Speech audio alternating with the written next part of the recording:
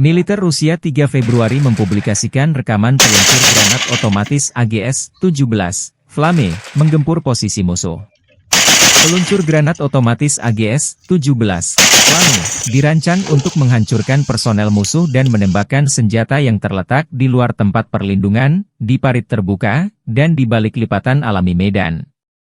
Awak AGS-17 berhasil melaksanakan misi tempur yang ditugaskan di zona operasi khusus, memberikan dukungan tembakan yang kuat kepada pesawat serang kami setiap hari.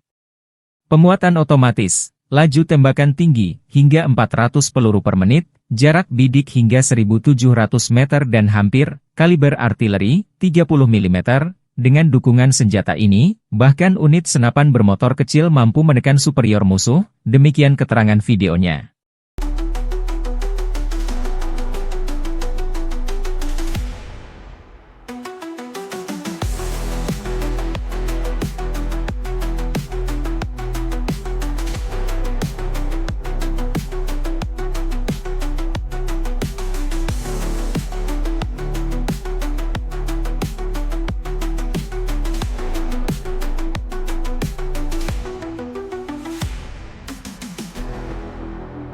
Download Tribun X sekarang, menghadirkan lokal menjadi Indonesia.